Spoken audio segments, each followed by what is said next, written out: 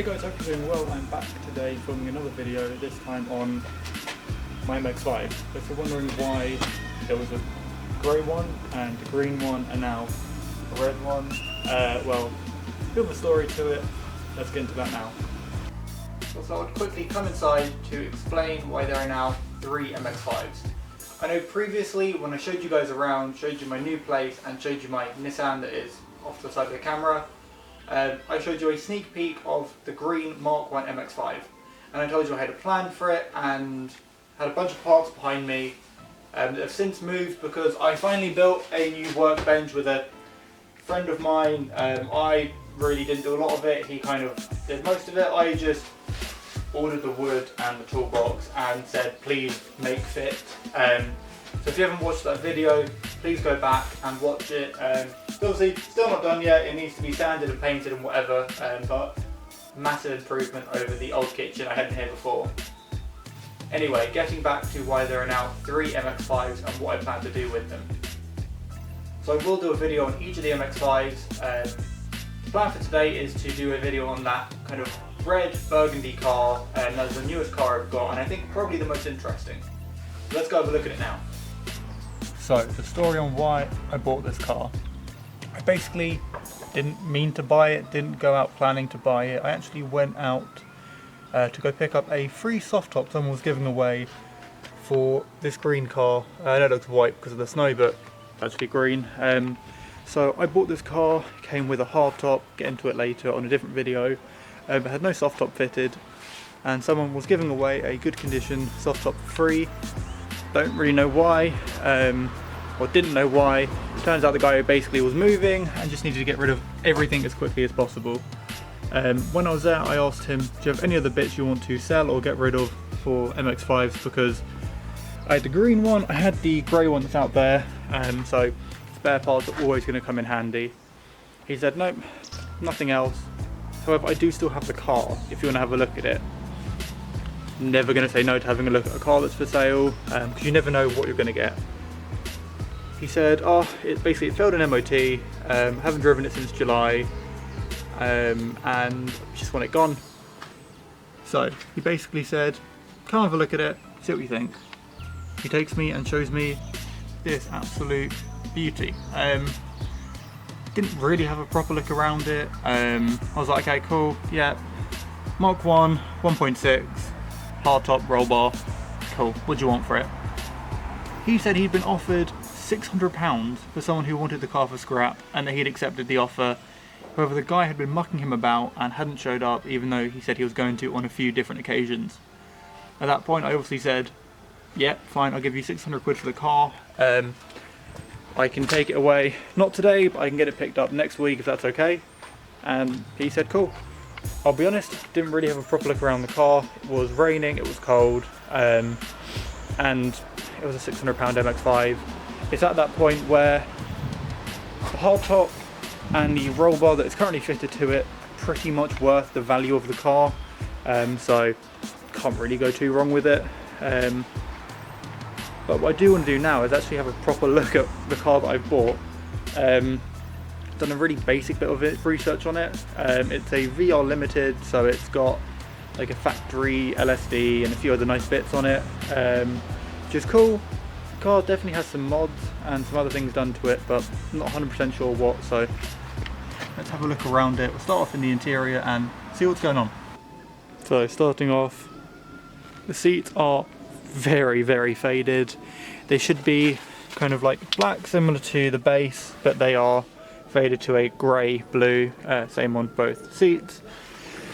Door cards, so these are aftermarket, I'm almost certain of it. Yeah, definitely aftermarket. Not my thing really, but they're fine I guess. Also got some aftermarket speakers, so they're probably better than the factory ones to be fair, even though I'm not normally a massive fan of kind of aftermarket speakers, especially when they're just bolted on, or when the covers are bolted on like that. We get into the car, we've got, this is the factory Momo wheel, I'm pretty sure, if it's going to focus. Yep, there we go. factory Momo wheel. I think that's just what came with the VR Limited spec. Got the instrument cluster, VR Limited. It kind of looks like it's got a kind of like carbon fiber effect to it, which is quite cool because it's a factory thing. We've got aircon, definitely doesn't work. Most important button, which does work. Aftermarket head unit, don't know which one it is. It's probably just some like eBay, Amazon, like generic, whatever. Yeah, apart from that, we've got a crack in the dashboard and a roll bar, which I can't see any branding on, but it's going to do something, isn't it, hopefully. The car does actually start and run really nicely.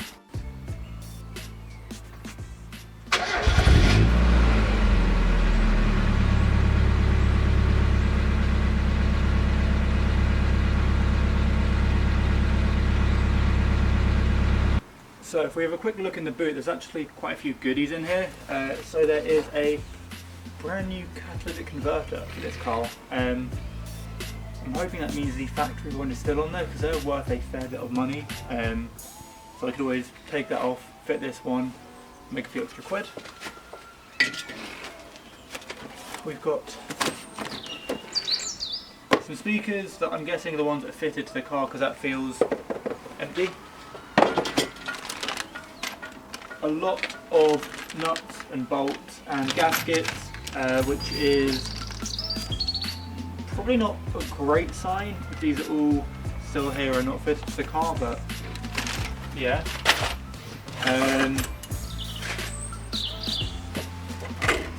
Got a additional screwdriver set. We've got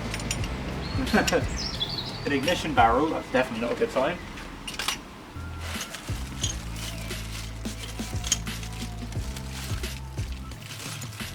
We have got some mounting hardware for the hardtop.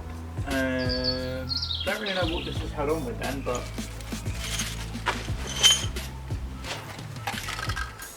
a tub full of more mystery bolts. Soft top body mount bolts, good.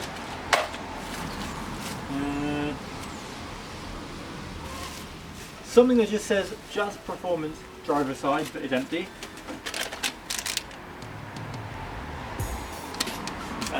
Some bulbs,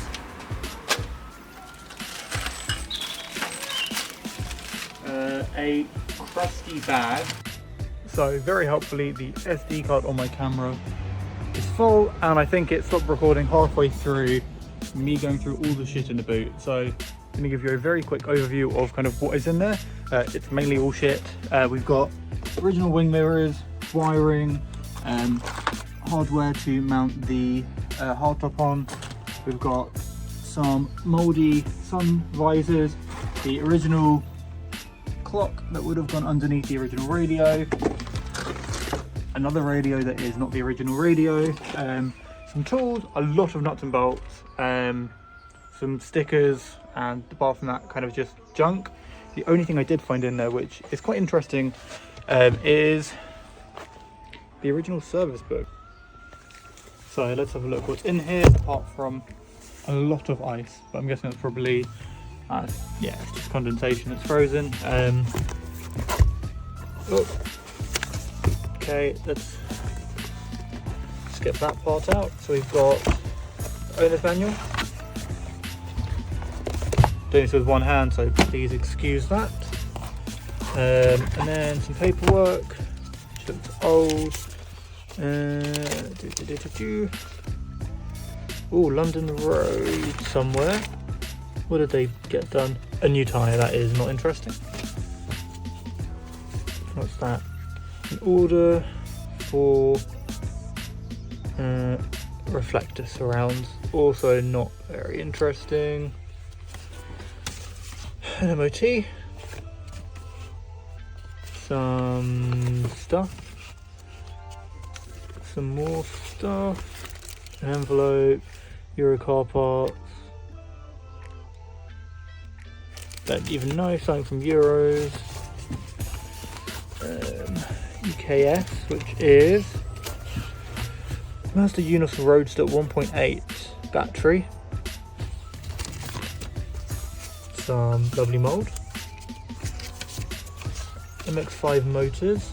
Fit hood supplied on Mazda. Okay, cool. I'm guessing that was a soft top that's been supplied. Probably that soft top was now on the green car. And another V5. Don't know if it's the same one, don't know if it's my one. I actually don't know where the V5 is. He said it was under the seat. I don't know if he said driver or passenger seat. So let's see if we can find that. Can anyone see the V5 under there?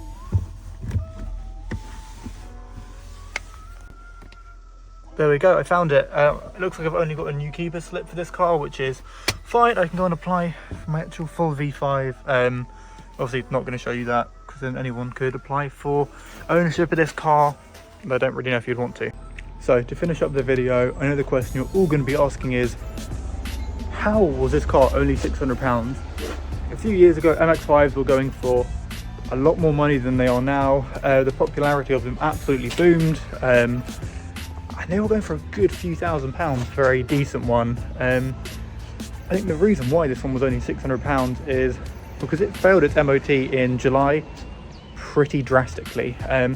What it failed on was a lot of normal stuff, so some kind of like rubbers and bushings underneath the car that has just perished, which is fine. It's what you'd expect on a car that is 30 years old or whatever it is now. The more worrying thing it failed on was some apparent bad welding underneath the car. So obviously rust repair that has been done badly. I haven't looked myself yet. As I said, the guy said he wanted 600 quid for it. I thought it came with a hard top and a roll bar and thought, do you know what, it's worth a punt. Looking at the rear arches, don't look too bad. Looking to the sills, don't look too bad, don't feel too bad. I mean, they're dirty, but can't really see much rust on them. So I think what I need to do is get this car jacked up, get it onto Maxwell stands and give it a proper look underneath, because I am considering if the garage that he took it to maybe were a bit too harsh on it. I could be wrong. The car could just be an absolute heap underneath and might want braking for parts, although I'm not going to let that happen. But please stick around because, as I said, I've got more MX5s and another MX5, the grey one behind the gate. So if you like MX5s, please stick around for that. If you like Hondas, we've got another video coming out soon on the Honda Del Sol that Harvey got given for free. And if you like big purple Nissans, then yeah, I think this might be the place for you. So thank you guys for watching. I'll see you again soon.